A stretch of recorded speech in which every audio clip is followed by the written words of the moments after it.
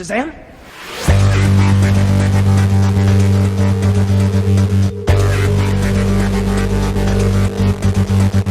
Peacemaker.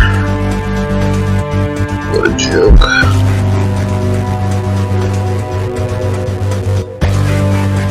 My name is Barry Allen, and I am the fastest man alive. I am the Flash.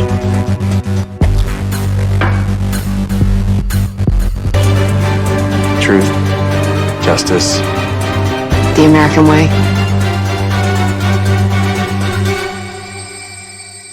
I'm vengeance.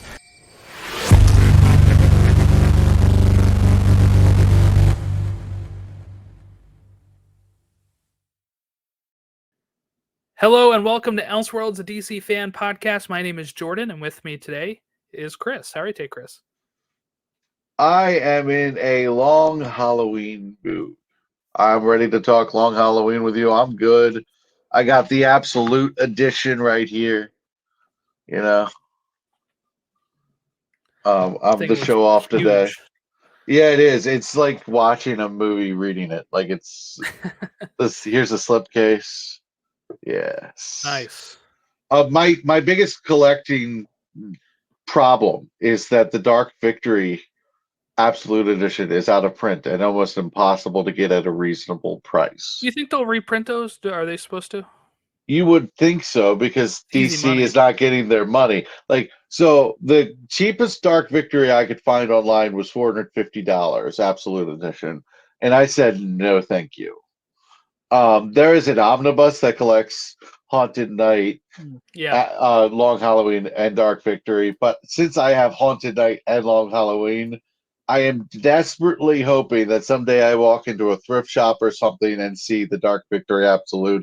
I'm desperately hoping that I get a reasonable. I cannot, as a student back in school, justify spending the money I would need to spend on it. But that is my biggest collecting holy grail. I just recently got the Dark Victory trade. I don't know, probably earlier this year. I got it through In Stock Trades website. So I got it for like $10. It was good. I didn't have that one yet. This one, Long Halloween, is goes for $30 just as the trade paperback even. So that's one on sale though too, I think. One of the sins of the Long Halloween is that it takes away from Dark Victory. Like Dark Victory is its little sister, which is sad because Tim Sale even said he liked the art in Dark Victory more than he liked it in the Long Halloween. I would agree with that. Because yep. I will mention with the art real quick, and then the art was jarring for me. This is one of the first this was my first Tim Sale artwork book I read. Okay. So I read this like 3 or 4 years ago, diving into comics. I think I had read year 1 before this or something. So then going from that to this art was very jarring because some of the characters are drawn, very differently. Right. So I was kind of adjusting to that. I think he does a better job even in For All Seasons than he does in this. And Blue, Spider-Man Blue.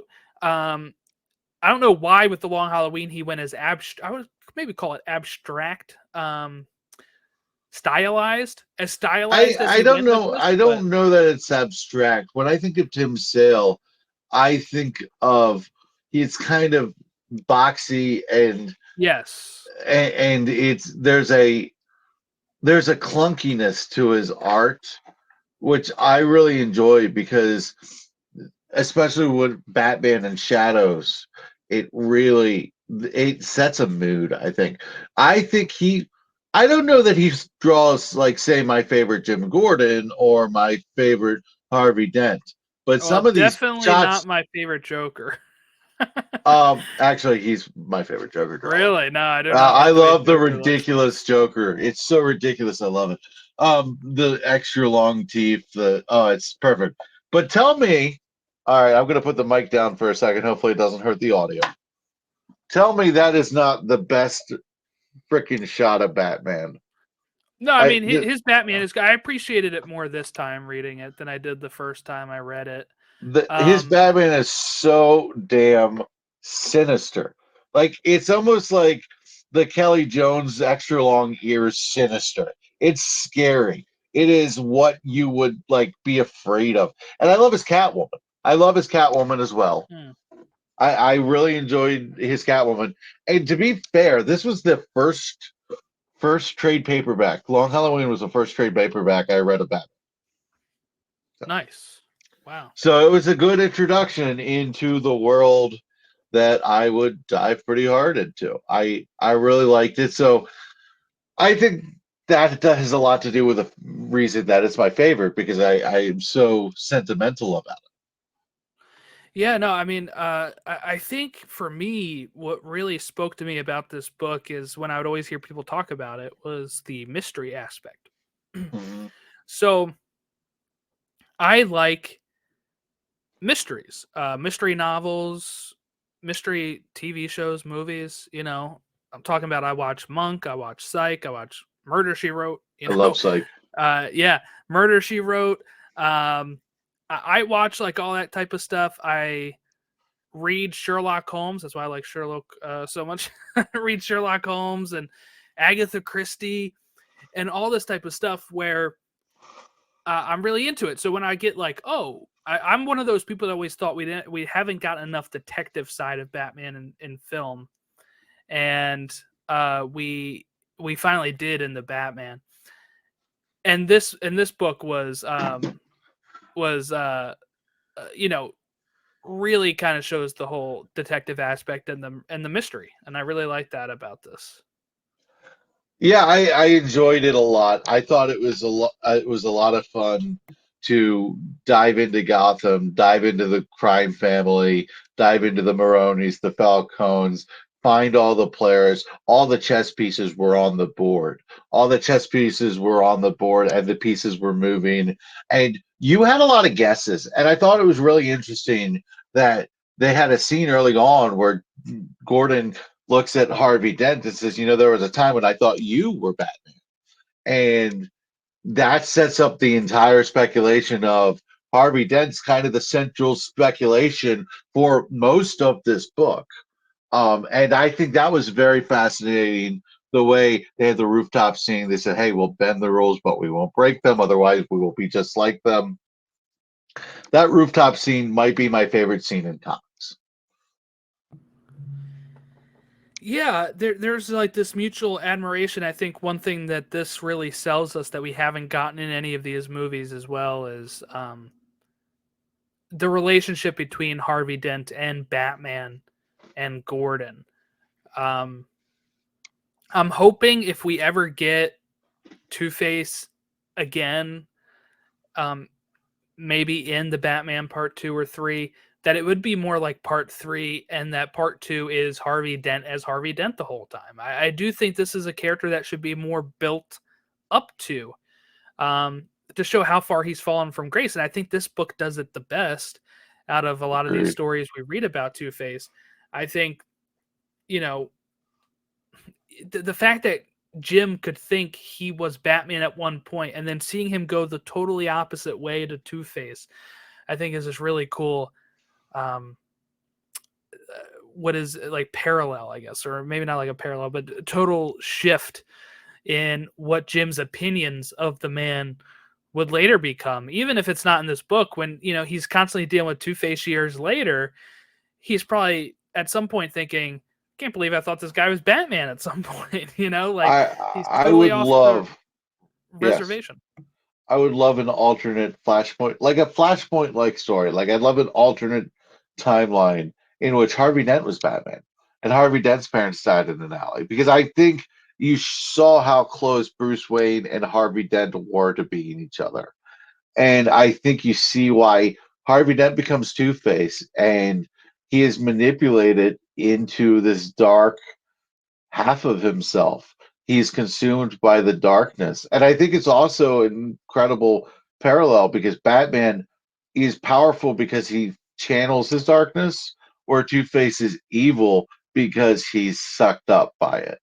And the parallels between Bruce Wayne and Harvey Dent and how much Bruce Wayne, even though he only really knows him as Batman, connects with Harvey I think there's a brotherhood there. I think there's a real shared commonality between the two.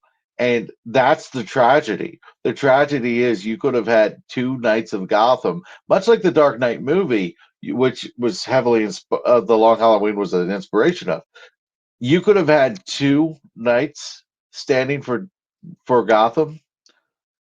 Instead, one of them fell, and it honestly was probably the one you didn't need to that that needed to stay up because Harvey Dent was a civil servant that was kicking Gotham's butt.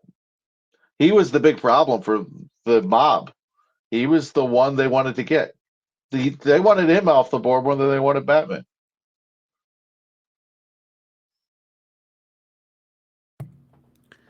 Yeah, so I think one thing that leaves this story to be as legendary it is the twist at the end with Gilda.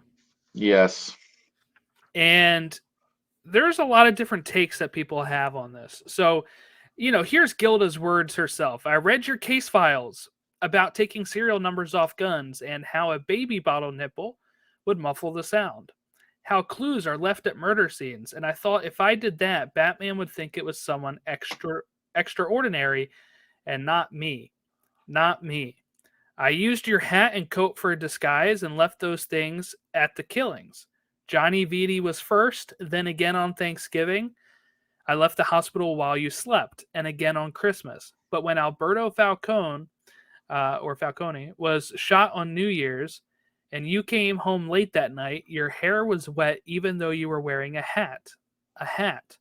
I found the gun in the basement. You told me it was evidence, but I knew that you had the same idea as me. You picked up where I had left off. So we could have had time together, a child, a secret. Let them think it was Alberto. No one will ever find out because they don't have you to help. You are my Apollo. You can do no wrong. So some people were posting this theory. I was doing some research to see what some people think of this, I guess. Some people were posting theories that Gilda is just insane and she never actually did any of that stuff. But I think it's pretty clear. I sent you this last night when I'm reading in the first issue. The first time they show anybody putting the serial, filing off the serial number and all that, we see this, person in gloves filing the serial number off. And over here, if you're not watching, what I'm going to describe is you see like the peg board that has all of the, Right. instruments on it that you're going to use for that. Then we go a whole page where it's about Jim and speaking to his wife and all that. And then he's going to call Harvey. Then we get Gilda answering the phone and we get Harvey saying, "What's up?" And he's working on the stuff down there. Now, he's not working on the gun because we find out he's not the one that killed them first, right? So my point being, they're kind of showing you where it's happening without you even knowing it at that point. I remember the first time I read this, I did not put it together I'm just like, oh, there's Harvey doing some work. I wasn't thinking like, obviously that's the same pegboard as, the page. It's one of those things that you notice a lot more in subsequent viewings. It's very much like the Batman. You notice more of the Riddler stuff when you watch the Batman second or third time. But yeah, the foreshadowing in this was very heavy. But I think the foreshadowing had to be heavy for the twist to work. And there's a lot of people that say that this doesn't make sense at all, but I'm not sure what doesn't make sense. People pointing out plot holes, but I don't think I don't really think there is a plot hole. I think it's interesting that there were three characters pegged as Holiday, and none of them really ever crossed over. There wasn't two separate Holiday incidents at the same time. I find that a little interesting, but yeah, that they somehow know, like, I'm doing Easter, You're doing Yeah, Christmas. exactly. That's Yeah. the whole thing. Like that, they only do it on holidays. There are 3 holiday killers, and there's always one holiday killing scene. It's very interesting. That's really if you give me that complaint, I'm like, fine, I see you. But some of the complaints I've seen about the storytelling in this aren't very fair. And also, it's a murder mystery. They have to give you pieces along the way. Like that's the whole point. Well, so you say there's 3 killers. Harvey Dent says there's 2. So are you adding Alberto as the third one? Yes. Because I don't think he actually killed anyone, right? No, but he intended to kill somebody. Okay, so you're counting that. All right. So he got caught trying to be the holiday killer. Yes. Yeah. Therefore, he is the third holiday killer. And what do you think he was doing that for? Just to like Well, family honor? he needed to do something to show his father up. He needed to Mhm. do something to be useful. I think he became obsessed with the idea. I think he became obsessed with it. I don't think everyone's like, "Oh, who's crazy? Is it Gilda?" I think it was Alberto who was nuts. I think Gilda was depressed and needed to have an actionable step to what she wanted, whereas Alberto was never loved enough, never hugged enough, Mhm. and needed desperately to be important. I mean, if the fact that he gets caught and he's enjoying the living daylights out of it, that's kind of why I have that theory. No, yeah, I think it's like I'm gonna take credit for this because nobody else is, and I'm wanting to, like you said, prove my father wrong, or Right. I And want to. nobody's gonna want to step up and be like, no, I'm the one who's going to jail for the rest of his life. Right, yeah, It's a exactly. pretty reasonable thing. Like if you don't care, just you want the credit, take it. Right. But yeah, all of the actual killings are both done by the The dents. dents. Yes. So I do wonder with the hair is wet thing.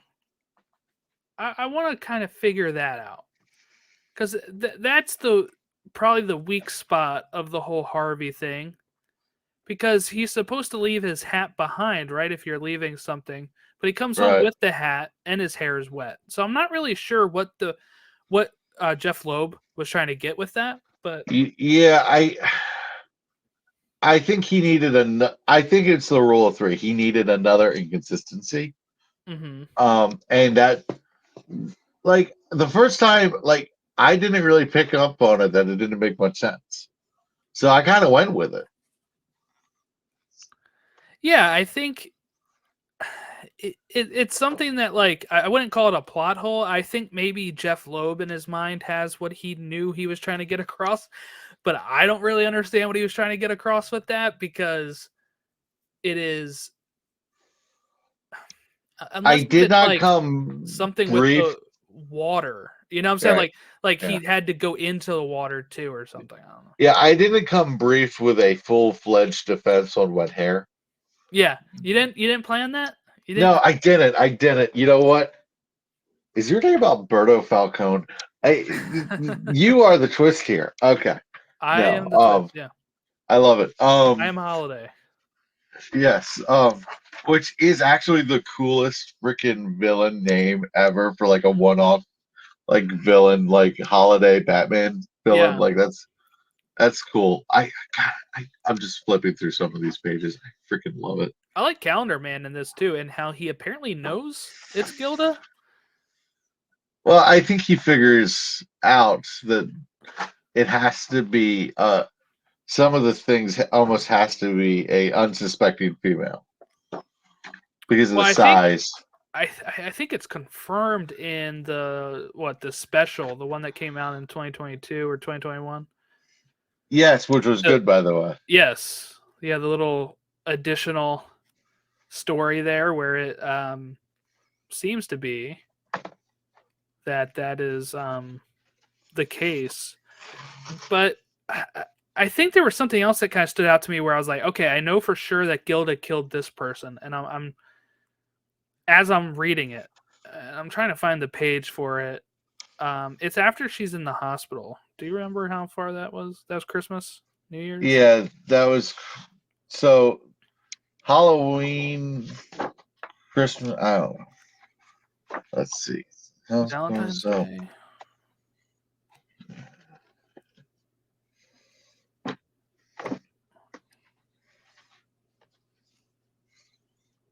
Maybe I'm wrong. I'm trying to find it. I thought it was. I'm flipping through the pages too. It's a big book though.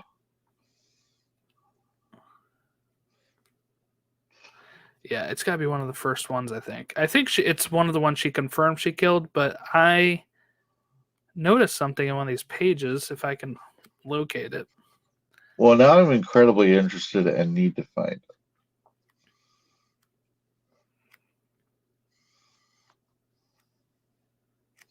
So was it Valentine's Day, you said? I don't know. It's after she gets injured and she's in like the wheelchair. I'm trying to figure out when that is. Oh, when she's in the hospital. Okay, here it is. So this is book 2. Okay. And okay, going into book 3. Which is Christmas. I think she's. Didn't we see her in a wheelchair at some point? No, she's Oh, okay. Here she is. Yeah, she's in a wheelchair. He gets her out of the wheelchair, and he says you shouldn't really get out of that wheelchair. When the person that gets murdered, when the person gets murdered, it is at the very end of book 3. Person gets murdered on Christmas. When you see the guy, he's kneeling down, he's picking up Joker cards, and the hand that is shooting him while he's crouched down is level with his head, but isn't like pointing downward. So to me, this looks like her sitting in her wheelchair shooting him. That is a really. It's not pointed downward. You're right. That's a good catch. Now, it could also be that there's, I think, steps leading up to it. So it could just be that she's standing there and then does it. But just the way it was drawn made it. But he would also be less suspecting of a woman in a wheelchair. Right. But you'd worry that witnesses would see that and be able to. Yeah. Although I will tell you that one of my favorite panels in this whole thing is Batman with holding the playing card at the end of the issue. Batman at the very last thing of the issue, the last panel, and looking to the side with the playing card. Right. Have a Merry Christmas, Joker. It will be your last. This is my favorite one here. I think that's everybody's favorite though, because it's got just all the villains. It's nice. Yeah. So, I have my bookmark at my favorite 2 pages. Oh yeah, with the plane. Batman and the plane. Yeah. Okay. So first off, you gotta love the Tim Sale Joker to appreciate that. But that's my favorite issue of the whole book because it's just that to me is Joker Batman Christmas time, very Batman animated series. When I think of Christmas and Batman, I think of that first episode. Like it's not the first episode, but it's the first episode I remember of Batman the Animated Series. It is the first one aired, I think, but it was right, but produced. Yeah, I believe on Leather Wings is the first episode. I could be wrong. I think that's the first one that they produced. But yes. I think if you look at I think on my DVD it's the Christmas one. I'll double check. I don't think there's especially the early Batman animated series. I don't think there's a miss. I don't think there's a single miss. Right, it is. It was on Leather Wings. Okay. But yeah, that's weird. But it's episode 2, Christmas with the Joker. Okay. Anyway, I love that Joker the plane thing. It just that to me encapsulates so many different elements of Batman and the Joker. It's perfect. It's perfect. I kind of mentioned this off air, I think, right? I don't think I said this on the show, but I started reading this last night thinking I'll get like halfway through and then I'll have to And finish then the you got rest. sucked in. I got sucked in and read the whole thing by, like, I started at 11:30. I was done by 1 o'clock. The first issue took me a while to get through. That's actually pretty impressive. Some of the issues aren't that long, but the first one's like 46 pages, right? Yeah, I think that's why it took me so long to get through, is because I was like, man, this first issue is taking a while. And it's a lot of setup, obviously. Mm-hmm. And Exposition, then every issue after that, I'm like, man, I'm already done that issue, and I'm like flying. Well, a lot of the issues go really fast. A lot of the issues, like that Joker one, is a great example. Yeah, some of the pages are like a splash page of 2 that take up 2 pages. Mm-hmm. Well, one of the things I like about Jeff Loeb, and he did this great with Hush as well, and Dark Victory. But one of the things I love about Jeff Loeb is he doesn't do a lot of wasted words. He's very efficient and economical in his writing. I think that's why he also works well for the murder mystery kind of thing, because he just gives you what you need on the page, and he really lets Tim Sale just show the hell off. Yeah, they're a good team. Rest in peace, Tim Sale. Have you read the Marvel color books that Jeff Loeb and Tim Sale did? I've only done blue so far. Okay, so they did Spider-Man blue, they did Hulk gray, Daredevil Captain yellow. America white, and Daredevil yellow. Daredevil yellow has one of my favorite Daredevil scenes. I haven't read a ton of Daredevil. I haven't read a ton of Marvel, but there was a scene in that I was just like, yes, so good.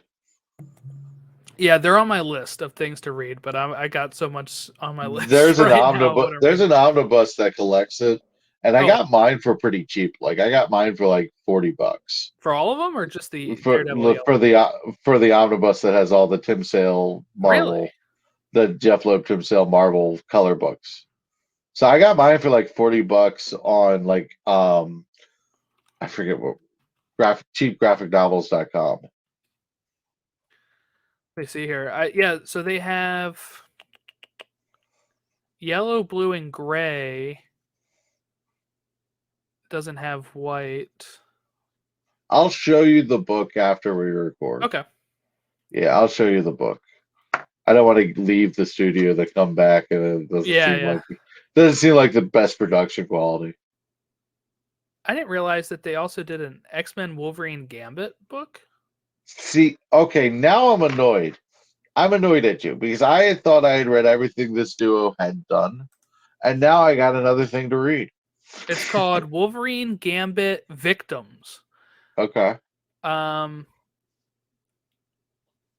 It's them trying to stop Jack the Ripper or something. That's interesting. That is interesting. Okay. Darn, I thought I had read all the Tim Sale, Jeff Loeb stuff. Yeah, when was this? Yeah, that's interesting. I did not know about those either. Question for you: where does Jeff Loeb and Tim Sale line up in your rankings of Batman writers and artists? Well, Batman writer,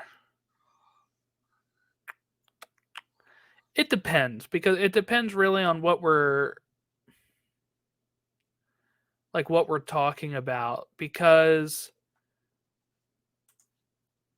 I put stuff like this in a separate category, I feel like, than I do like ongoing comics where it's where there's runs where you're going on for 100 issue runs. Yeah, they're not all going to be hits. So you're not going to put Scott Snyder and Jeff Loeb in the same category, essentially. Right, because I think the way I would probably say it more is Jeff Loeb is one of my favorite comic book writers. Fair. Instead of saying one of my favorite Batman writers, because I do love Spider-Man Blue. I like this. I like Superman for All Seasons. It's just like that team is something that if I know I'm going to sit down and read it, it's going to be quality. So Jeff Loeb also did Batman, Superman, Batman Yes, he did Superman that. I have Batman, some of that too. Yeah. and I have two absolute editions of those comics. I really enjoyed them. Batman Hush is top 5 Batman for me, and so he has 3 of my top 5 Batman books. So he's got to go. Jeff Loeb has to go pretty high on Yeah. my list because Long Halloween, Dark Victory, Hush, and I have Haunted Night too. So I have 3 absolute editions of Jeff Loeb work. Mostly Right. that's for the Jim Lee and the Tim Sale artwork, to be honest with you. But actually, no. If you just count Jeff Loeb and I have the 2 Superman, I have 4. Uh, I have 4 absolute editions of their work. Mm. So, and I'm desperately trying to find that 5th one. Yeah, I mean, so this is the way I'll say it. I guess is I'm not gonna say he's my favorite Batman writer because I don't know how many times I haven't read Hush. I probably should, but Long Halloween is my favorite Batman story. It's one of my favorite comic books. Same thing with Dark Victory. I really like that as well. So he's up there for the Batman stories too because I like both these stories. Plus, I also have the Long Halloween special that came out. I have Haunted Night as well. I'm not sure if I've read it yet, but I have it.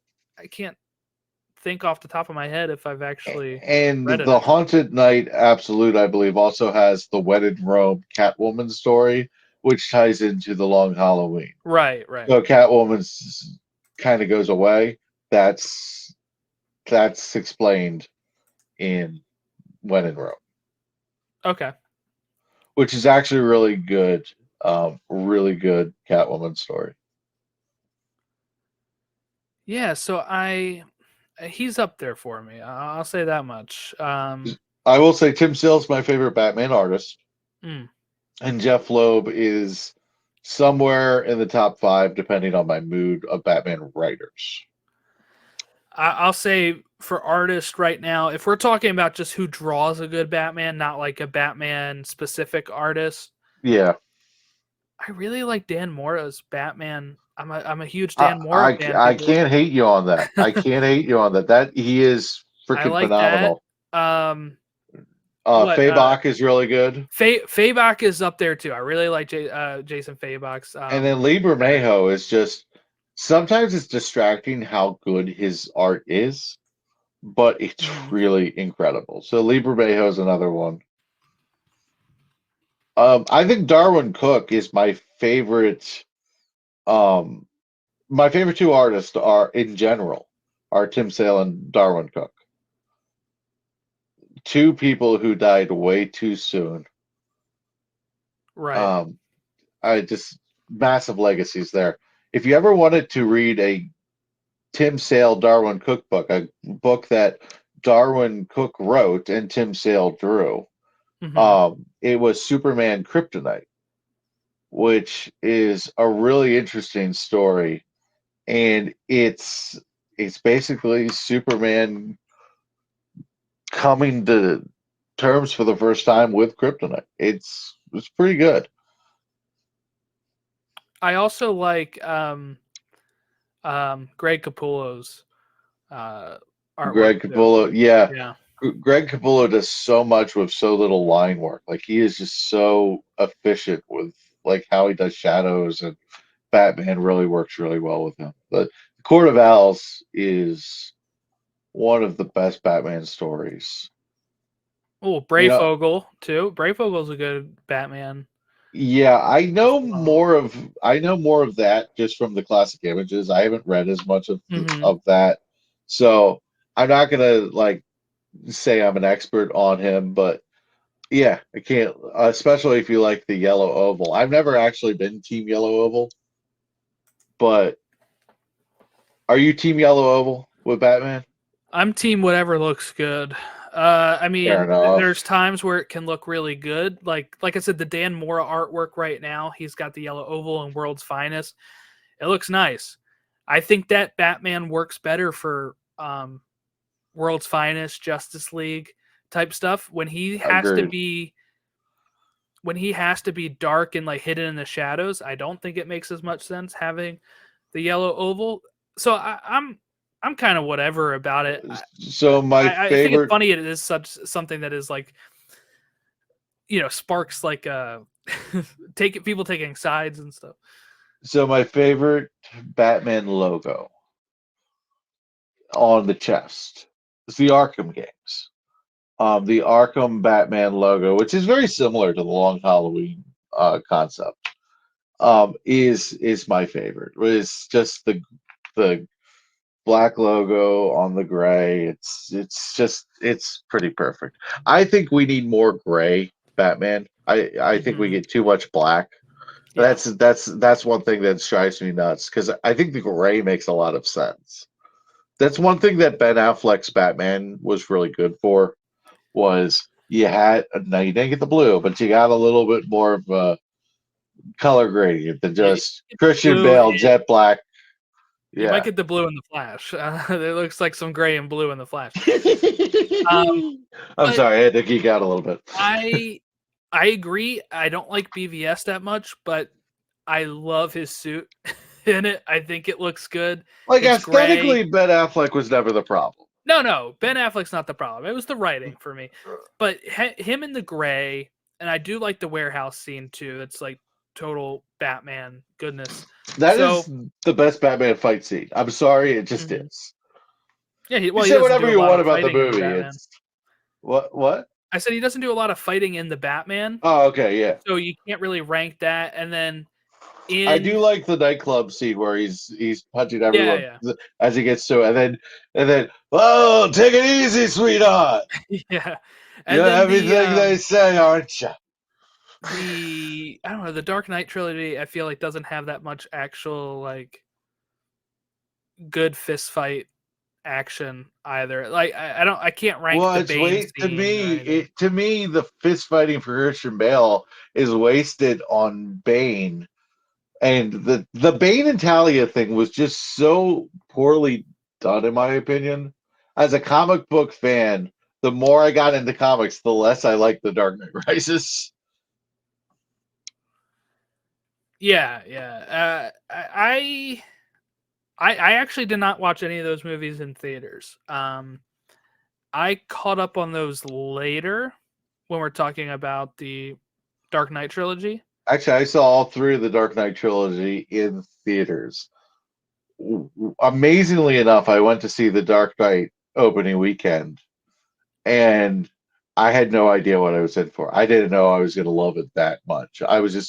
I remember leaving going, I completely freaking blown away. I think the whole theater did. When I grew up, we didn't go to the movies as much as I do now. Mhm. So one, I didn't have a lot of I'm in the same boat though. I didn't go to the movies a ton growing up either. Dark Knight, I was more high school range. But I saw Batman and Batman Begins in the movie theaters actually on vacation with my family. Hmm.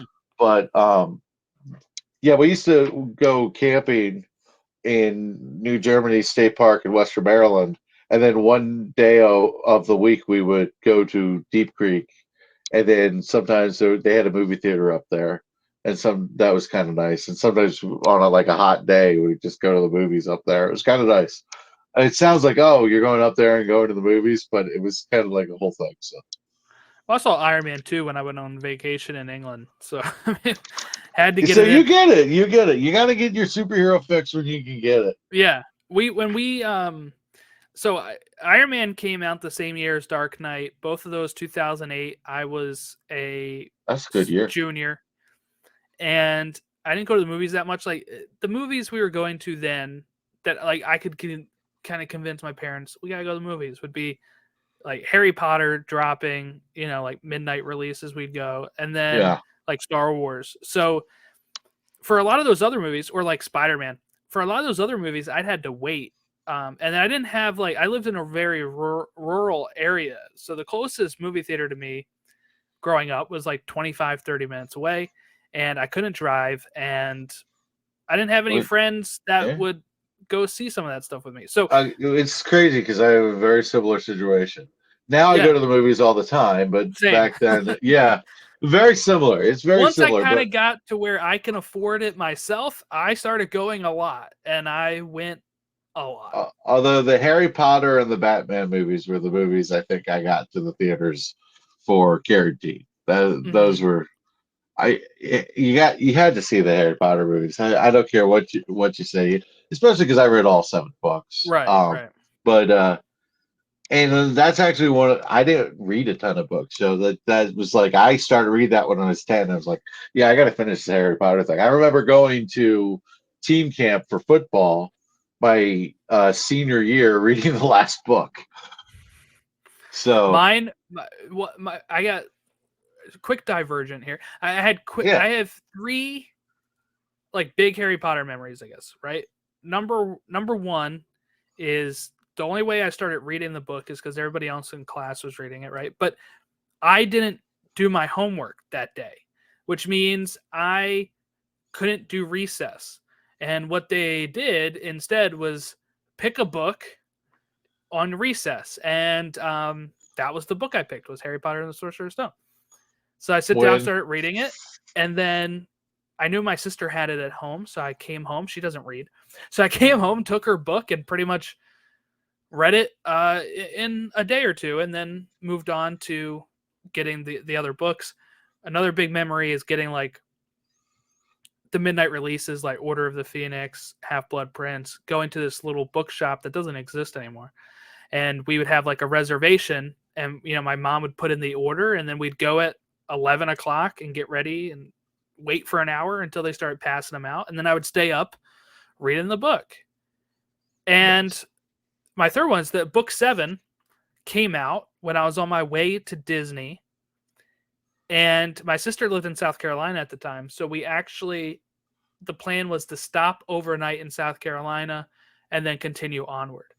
Well, the book dropped the day that we're supposed to stay the night at my sister's. So we pre-ordered it, and then the next day, before we left to keep going down to Florida, I went to her local mall and went to their bookstore, picked up my copy, and then read it the whole way down, and read it anytime I wasn't in the theme parks, and finished it in a hotel room. So those are like my 3 big Harry Potter memories. I know it's not off topic, but I really like that. That was cool because I love Harry Potter. That was cool thing. I remember we used to go on our summer vacations with 4 copies of the book because we were all reading it. So I mean, yeah, Harry Potter's always a thing. We should probably get back to Batman, but because but yeah, The Long Halloween is one of those awesome stories that gets a lot of credit. But I mentioned this earlier. I think if you look at Dark Victory, I consider not absolute, just because I have the absolute version. I consider Long Halloween and Dark Victory one big story. Mhm. I consider it one big story, and the ramifications are Dark Victory. Yeah, and I like that they throw Robin in Dark Victory too. We'll have to do a whole thing on Dark Victory at some point. Yeah, well, it's amazing in Dark Victory. Robin, is the big memory of Dark Victory, Mhm. and yet he comes so far in the end of that book. Yeah, yeah. Like it's like the selling point is, hey, here's Robin. Right. Here's Robin. Issue 11. Issue 11. Here comes Robin.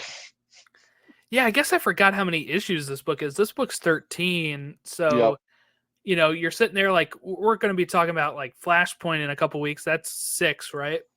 Yeah, well, Flashpoint is going to be like so different because you could talk about each issue for an hour.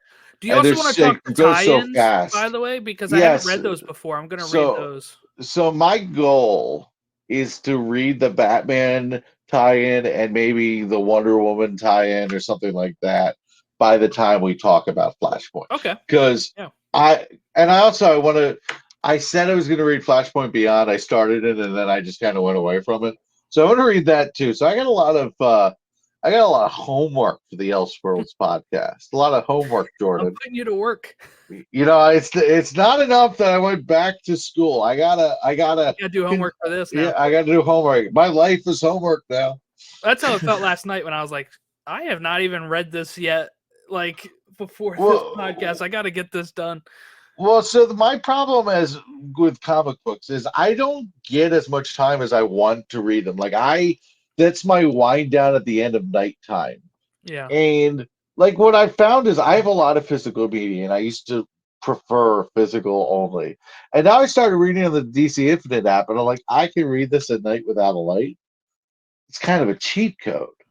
So it's a cheat code to wind down time. So there are advantages to digital. I still like having the book in my hand and flipping the pages and getting sucked in that way. But you know, there it was weird because I read about 6 issues of this. I read 2 issues on my Absolute Edition and 4 issues like right in a row on my DC app. I was like, it's interesting to read it both ways. Yeah, I read it on my paper edition. The first time I read it was online. And I think I mentioned this either when I was on Multiversal Omnibus at one point or when I first had you on here. But the way I usually do it is I have the apps and then I purchase my favorite comics for like the trades. Right. So that way I'm not spending like an absorbent amount of money, though I probably have recently. But If I go into a comic book store, I'm in trouble. I'm in trouble. My local comic book store is having like this huge sale tomorrow, so I guess that's where I'm going. But which means I'm gonna get a bunch of pictures of look what I got. Yeah, probably. So I read it like this, but I do think if anybody hasn't read it before, or if you're looking for more affordable ways, getting like DC Universe Infinite for a year, it's like $60, $70 or whatever. And for a year, I mean, that's pretty cheap. You can read so many comics in that span. I've been reading a lot of the Flash ones on there. My issue is I did just get a new phone last week, but my issue is that like how small the screen is. Yeah. Even though it's a 14 max, it's not as fun as reading it and getting it taken in on the page. So I have usually if I already have it in this for this show, my plan is to read it via this. Nice. I have an Amazon Fire Kindle, and it's just big enough, like it's a little bigger than the phone, but like I can one hand it, so it's kind of the perfect balance. That's what I want an iPad. That's pretty much just for me reading. So I found the iPad to be a little too big because it's a little too heavy for like just one handing. Like, well, what I'll probably do is I have a little nightstand. So I'd probably like flip it up in its case so it's like rectangular, and then I could just lay and like scroll as I'm going. Yeah, because I like to lay down like and like have it kind of above my head. Mm-hmm. So like I kind of like because my dog is needy, and so like one arm is my dog's, and if like I move my hand up like to my that she's gonna be like, "Excuse me, you have to hold me." Because my dog is like the neediest thing on planet Earth. Like there's no limit to the need that my dog has. It's like as much as Batman needs Gotham, my dog needs me. Right. It's what we should do one time too is just kind of like an episode where we're not covering something like this, but just do like a top 5 comic writers or DC comic writers, and then we can, because like my list would have like I really like Jeff Johns, I like Mark Waid, like those guys are totally up there for me as well. Oh yeah, I think when it gets into that though, you get into a lot of the heavy hitters, the no surprise names in there. That's true. Yeah, that totally sounds fun. So I'm gonna try to find ones that aren't heavy hitters. But you know what? With Batman, when I started reading Batman, I just jumped from trade to trade. So when you do that, you really do read the classics. You read the big hits, and you get accustomed to some of the. You get accustomed to the Jeff Johns, the Frank Millers, the Greg Capullos, the Greg Capullos. I mean the Scott Snyders. I don't know why I said Greg Capullos. He's an artist, but you know what I mean. The it's pretty awesome. It's pretty cool. Um, I I have so many Batman stories that I've found almost by accident, just because I was like looking at Batman stuff on Amazon or in my comic book store, and I was like, "Ooh, that looks cool. Ooh, that looks cool." So I just kind of experimented with Batman because I knew I liked Batman. It was a safe bet. Like I was never gonna be like, "Oh no, I bought a Batman book. This sucks." It's Like, kind of the problem with DC is that they have 5 books a month that are Batman. That um, the reason there are so many good artists and writers that are Batman is because there's there's so five many to six books. opportunities a month to be writing a Batman story compared to the one Flash book a month, the one Green Lantern a month, So it can be a little frustrating as well because I'm sure when people, as somebody that was trying to get into comics, years ago, you didn't know where to start. Then you start learning okay, let me read these big heavy hitters. And what are they? Year One, Long Halloween, Dark Victory, mostly Batman stories. You don't get a lot of people saying you have to read this But Superman I story also unless think you. that's what got me sucked into DC because I'm a Batman fan. So like Batman got me, and because Batman got me, I became a DC guy. Well, I yeah, got sucked into DC because I love Batman. it's kind of like a what Catch-22 or where they need Batman books to draw in the people that only go see Batman movies. Um, Um, but then you also want, like, when I'm looking at stuff, uh, you know, looking at just, hey, what DC comics should I read?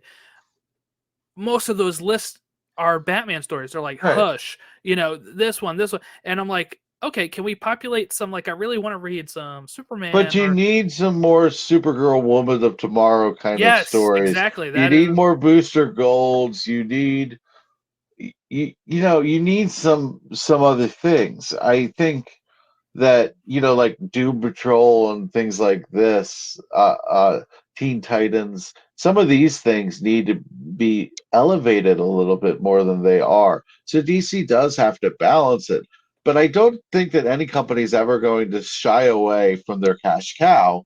And Batman's their cash cow. I would love to see a day in which Superman can compete with Batman very honestly in being the cash cow again, because then you would because I feel like the Superman world is so much bigger Oh and it yeah. has so many more characters that connect to it that like I feel like you get sucked into a deeper rabbit hole with Superman than you do with Batman. Batman, you're just in Gotham. You're in Gotham, and sometimes you're in the Watchtower on a Justice League mission, but for the most part, you're in Gotham. Like even Green Arrow, who's very much Star City, it sprawls a lot more, and he'll team up more, and that's why I need to read some Batman Brave and the Bold. I need to go back and watch some of the cartoon Batman Brave and the Bold because this there's so many branches that Batman gives you, but all roads lead to Gotham. Hmm. Yeah, it's kind of like Batman is DC's Spider-Man. And what I mean by that is, Spider-Man has a million books at Marvel all the time because he is a popular character. He's what sells. For a Um, while, it was just hey, Spider-Man, Batman. They didn't see them as characters; they saw them as money prints. yeah, yeah. So I will tell you this, that when it comes to Marvel, my favorite characters are Spider-Man and Daredevil. And they are very similar paths to Batman and Superman, respectively. Yeah. And I don't think that's an accident. Yeah, it's well, sometimes it's like if the blueprint works, right? Yeah, yeah. We can make it work for us too. I mean, we kind of get this in all of these heroes where you'll have all these comics, right? Where you have Flash and you have Quicksilver and you have like each each company has like their version of the character with the same power set or with the same sort of background. Yeah, and look, I'm gonna have to get into. I'm thinking about getting into Guardians of the Galaxy comics because I love those characters so much, and I'm so curious how it'll be different they tough for are. you. Yeah, the ones that people will say to read is the 2008 Guardians of the Okay, Galaxy run, because that's the team that they built it around. Because okay. like there was a Guardians team earlier on that had like Yondu and Sylvester Stallone's character from the movie and all that kind of stuff. That was I like mean, the it original sounds Guardians. interesting. It sounds that's a rabbit hole I want to go down eventually Yeah. because Guardians is I I love those movies. So I have so many rabbit holes I want to go down with comic books. It's like I mean I'm still early, but I'm doing a little Booster Gold research. I'm liking me hmm some Booster Gold. So Oh, I you love know Booster Gold. I know you're the Booster Gold fan club. Yeah, I love them. So hey, if I ran DC, you'd be Booster Gold. You're Nice. cast. You I'd be cast. writing it, No, you'd be or I'd be cast as cast. Oh, Booster I don't know if Gold. I can act as them. Okay, then you get to be Skeets. You don't need to be that good of an actor to be There you Skeets. go. Yeah, but Um, I just want to play the Joker. That's all I want to do. you want to play the Joker? You said Oh yeah, I want to play the Joker. that's tough. That's tough. I feel like they always. I Kill always feel. themselves. Yeah. I'd be a little worried if Mark something happened Hamill's to still Joker. kicking. Mark Hamill's Yeah, still kicking. I know. Played you like a fiddle and cut your strings. It's actually a pretty good Mark Hamill Joker. Oh, bats. Before we wrap up here, anything else about the Long Halloween? Because I want to talk Superman and Lois for a second.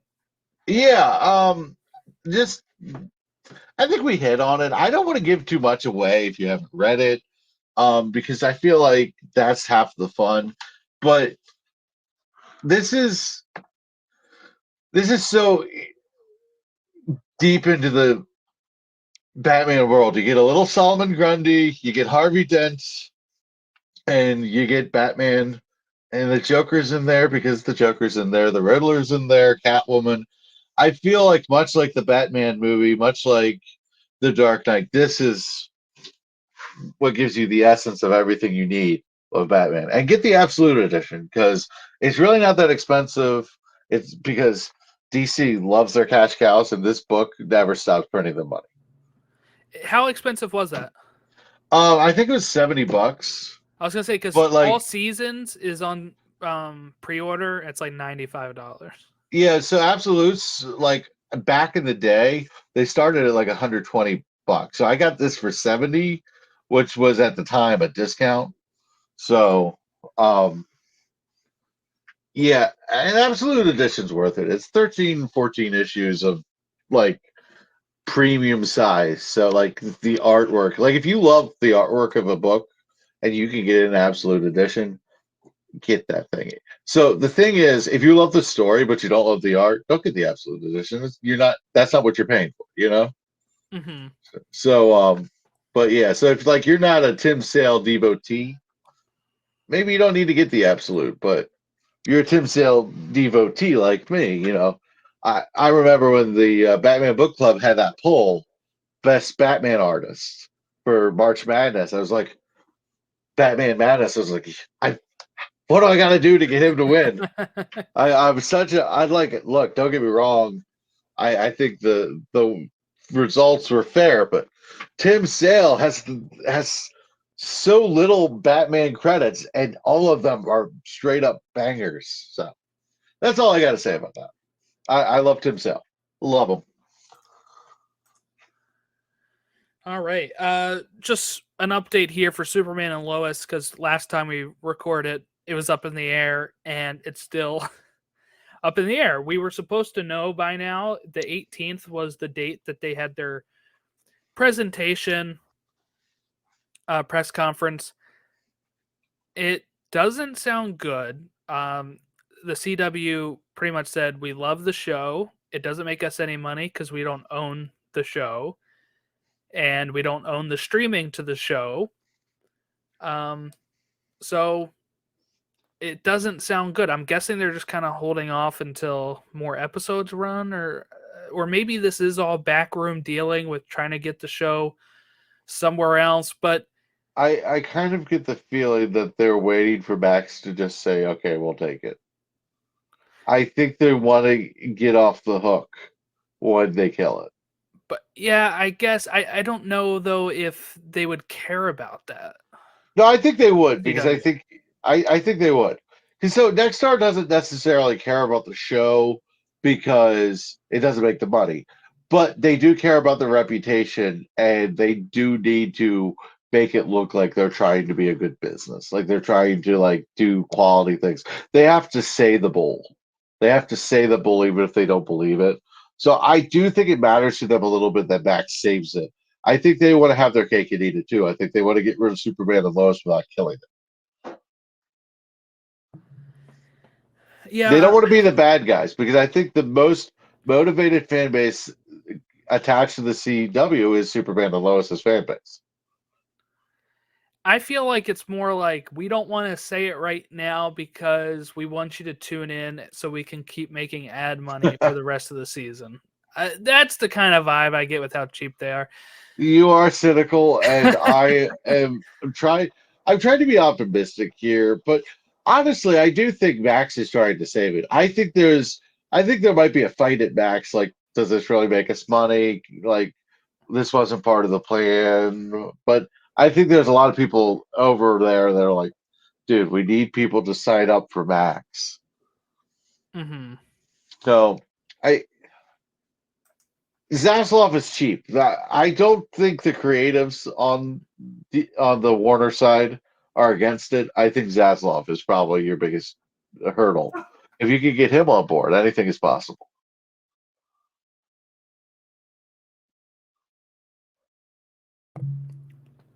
Yeah, I guess it'll all depend on how that works out. I don't know. I'm nervous because then right after he said that it doesn't make them any money, he like talked up the finale and said that it has a great cliffhanger. I'm like, okay, well, we're probably screwed. So it has a cliffhanger. That's what he said. See, if all right, Legends of Tomorrow ends on a cliffhanger that I will what I never get heard. resolved. I will never get resolution to this cliffhanger. If Superman and Lois ends on a great cliffhanger and we never get it resolved, the CW will get an angry letter once a day for the rest of my lifetime. Once Okay? a day? Once a day. How many do you have to write in advance to make sure It's that called they get delivered? copy paste email. Copy paste email. Okay, email. It's a letter, email, whatever. I thought you were gonna have to like. It's a one-time 20-minute commitment, and press send every day. I'll get that scheduled. I will be so far up their spam folder, they won't know what to do with me. Yeah, they'll never read it. I know. That's why I'm not calling. I don't want to be on hold for 40 minutes a day. What I'll say is I kind of mentioned this last time when we talked about Superman and Lois, is if the show ends with a cliffhanger and gets canceled, it drops considerably in my rankings of best TV shows, just because it doesn't get an ending. And I feel like when shows don't get an actual ending, that shows that like actually need an ending, meaning like they're drama shows, mm-hmm. it hurts it more. Like it'll hurt my rewatchability of it if it doesn't get an ending. I will tell you this: that if Superman and Lois ends on a cliffhanger and it doesn't get renewed, you also have to put some of the blame on the writers of Superman and Lois who knew this was a possibility. Yeah, obviously, the way I would write any TV show, if I am writing a TV show, is I would wrap up the arc of that season. I would leave it open-ended in case if we ever got canceled. Right, but you wouldn't have an arc unfulfilled. Right. I mean, you could have... You'd have places to go. yes, you could have like this. Okay, let's take Monk for example, right? Monk, the show, is a guy who is a detective. He's trying to solve his wife's murder, but each episode is a self-contained mystery. So if that show had got canceled, we may never know who killed his wife. That is more excusable. But if you have like a whole season arc that's going to end on a cliffhanger, that's not as excusable because you might get canceled. This is any show anywhere. And here's what the writers usually say is, but we want the network to ask what comes next. We want to get them on the edge of the seat so they have to renew us. A lot of times that doesn't work. They still end up getting canceled. Well, now it's more about money than interest. So creativity is an overrated commodity in this capitalistic hellscape we live in. But I really just don't understand why you would end Superman Lois season 3 on a cliffhanger when you know it's a possibility. So the writers will get some of my anger, and the network will get the bulk of it. But it depends. It depends on what the cliffhanger is. If it is a cliffhanger that I can make up the ending of in my head for a headcanon, I'll be fine. And what I mean by that is like, it's like Lucy Lane knocking on the door, being like, "Hey, sis." All right, fine. That's not that big of a cliffhanger. But that's not what we were teased. A hell of a cliffhanger. Yeah, if it's like Lois, like on her deathbed with cancer, and they end it like that, like the doctor comes in and says, "We got some news," and then to be continued, I'll be pissed. Yep. Mm-hmm. I don't think I've enjoyed a show more than Superman and Lois.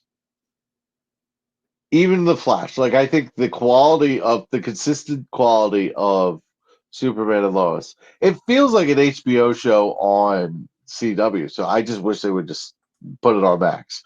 Because they were basically making it. They were basically paying most of the bill anyway. So I mean, that's another reason I don't think it should change much. Like it shouldn't be such a problem for Max to save it.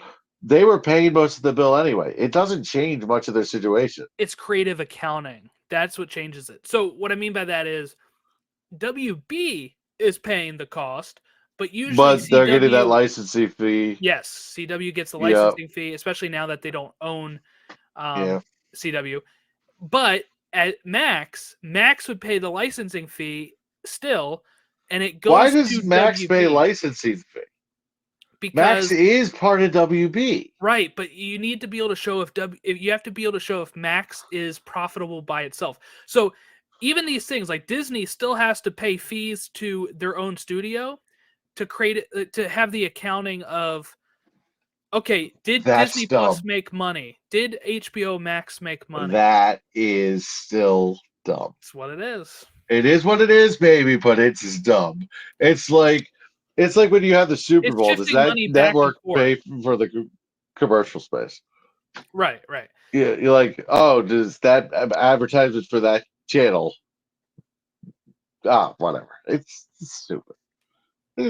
But that's why, like, Disney will do, like, on ESPN Monday Night Football, they'll show the next Avengers trailer, because while they do still have to pay for the ad space, it's going right back in their pockets.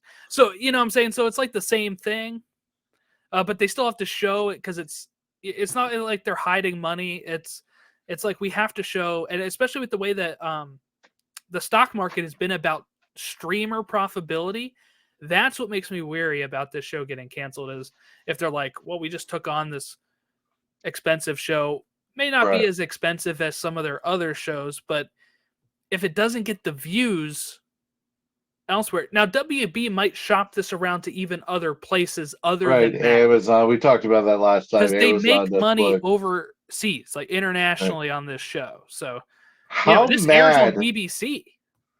Right. How mad would the Snyder Cult get if they sold it to Netflix? How bad would that? Like that would be so satisfying. Like, wait, you can sell something to Netflix? That would be so satisfying. Can you imagine them flipping out that a Superman property is coming to Netflix, and it's not Zack Snyder's Justice? Oh my God, they would lose their marbles. And I'm at the point with the Snyder cult where I'm just like, I don't care. I don't care. I literally don't care. And I was always a Snyder fan. I always supported the release of Snyder Cut.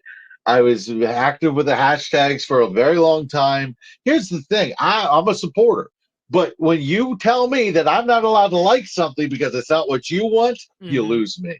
The second you say I'm not allowed to enjoy something that I enjoy, I'm like, no, that's not creative. Like, that's not creative integrity. That is not creative freedom that you are saying that you are supporting. It's only creative freedom when Zack Snyder does it. Anybody else, it's why are you doing this bullcrap?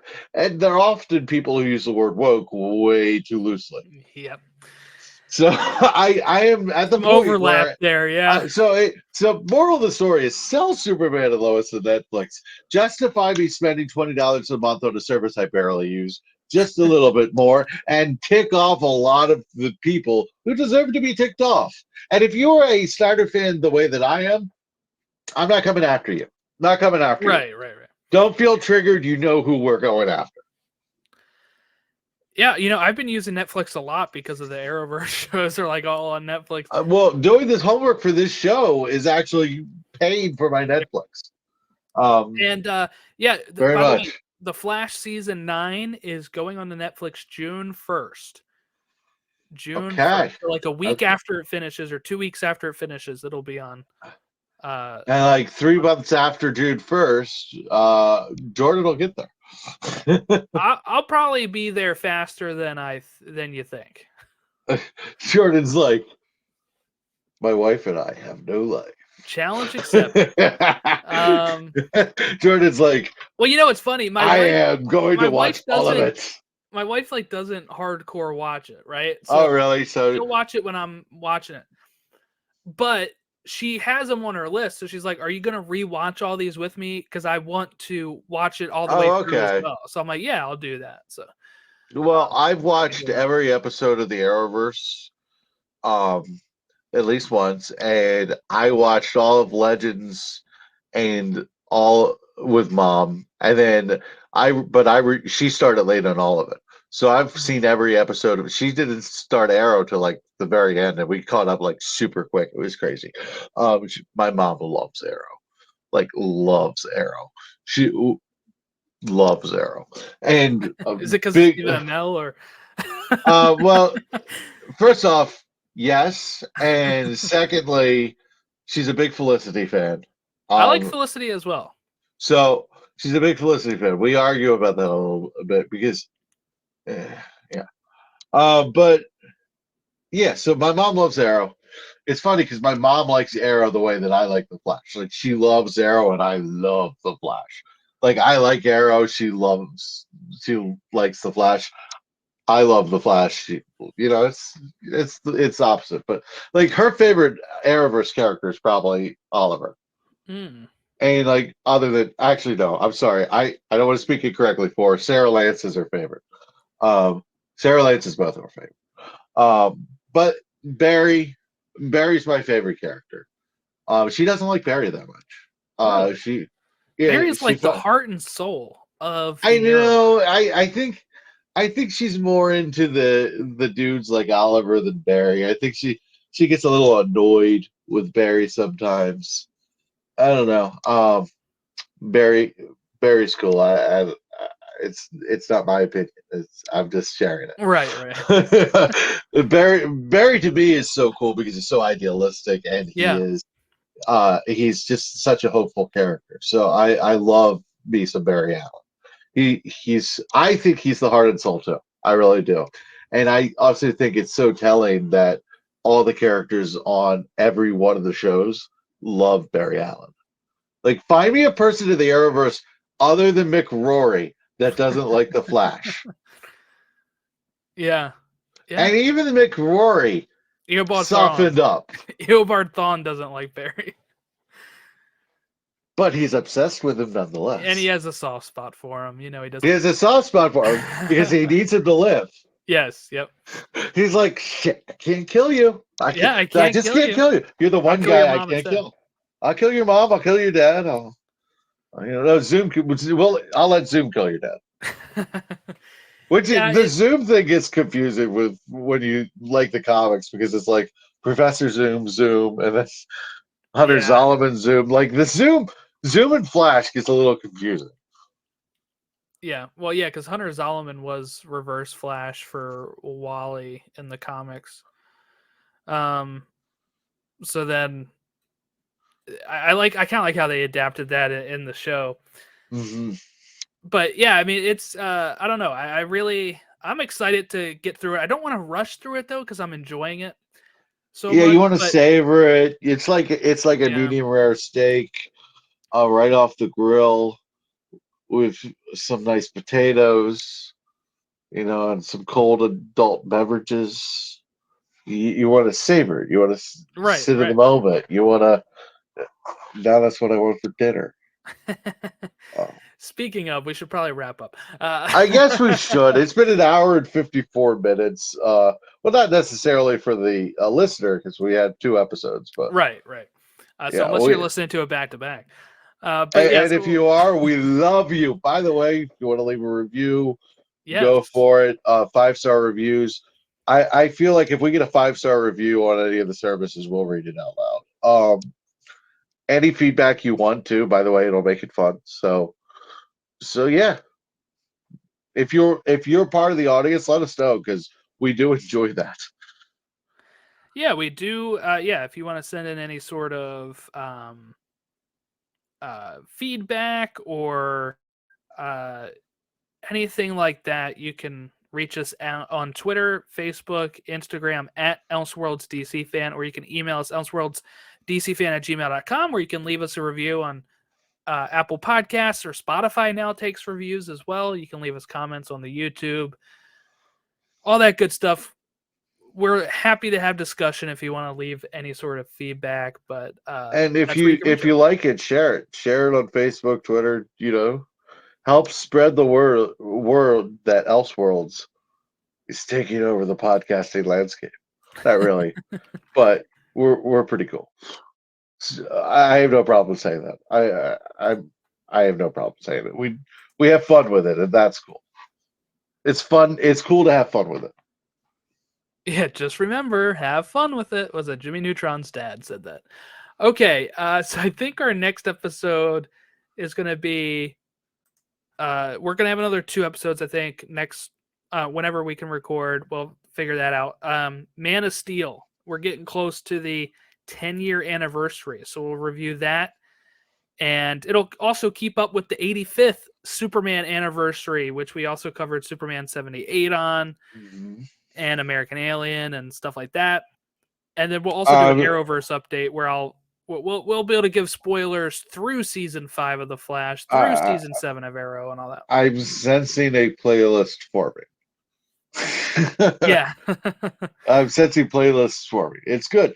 I like the segmentation of our show. I think we do a good job of hitting a good bit of everything in the DC world. And if there's something we're not hitting, again, more feedback. Go for it. And then I think the week after that, we're going to talk Flashpoint comics. So And I'm have so excited for that. Me too, because I haven't actually read it. I've watched the movie. Okay. I know of Flashpoint, of course. I have the comic. I haven't read it yet, but I'm now reading. Like, I finished the Dastardly Death of the Rogues, Okay. right? And so the next is Road to Flashpoint. And I'm reading that. Nice. And actually, one of those issues was in my Reverse Flash trade paper. Oh, nice. Nice. I started reading it on my phone. I'm like, wait, I've already read this, so I was able to just keep going. And then I love when that happens. All the tie-ins is my plan. Yeah. So if you get all the tie-ins, you're gonna put me to shame because I have only read the Batman tie-ins. So. Well, I'll read them all, and then we don't have to discuss them. But I just figured my first time reading it. First time reading it, I want to make sure I get the full. So at my Reisterstown comic book store, there are a comic book store in Reisterstown. I didn't buy it because it was really expensive, but there was an omnibus, this gigantuan book that had the Flashpoint everything Flashpoint tie-ins, and the omnibus was like this big, and I was intimidated to even open the thing. Like it was like what? So, Oh, but yeah, it's $100. oh, the omnibus. 10th anniversary omnibus. Okay, It has. I'm trying to find out if it will tell me everything it contains. It's 1,500 pages, by the way. So it collects Booster Gold 44 through 47, Flash 9 through 12, Flashpoint 1 through 5, Flashpoint Reverse Flash, Flashpoint Abin Sur the Green Lantern 1 through 3, Flashpoint Emperor Aquaman, Flashpoint Batman Night Event, Flashpoint Citizen Cold, Flashpoint The World of Flashpoint. That's a handful. Flashpoint Dead Man and the Flying Graysons, Flashpoint Deathstroke number 38. Flashpoint Lois Lane and the Resistance, Flashpoint The Outsider, Flashpoint Secret 7, Flashpoint The Canterbury Cricket, Flashpoint Wonder Woman and the Furies, Flashpoint Kid Flash Lost, Flashpoint Project Superman, Flashpoint Frankenstein, Flashpoint Green Arrow Industries, Flashpoint Grodd of War, Flashpoint Hal Jordan, Flashpoint The Legion of Doom, and Absolute Flashpoint. 20 years later. My God, that's how many I have to read? So do you see why I haven't read all of them? Yeah. It's a project that is just, yeah, it's a project. All right. Well, you can wrap us up there. Like I said, at Elseworlds DC fan on all the socials, elseworldsdcfan@gmail.com. And we'll catch you next time talking Man of Steel.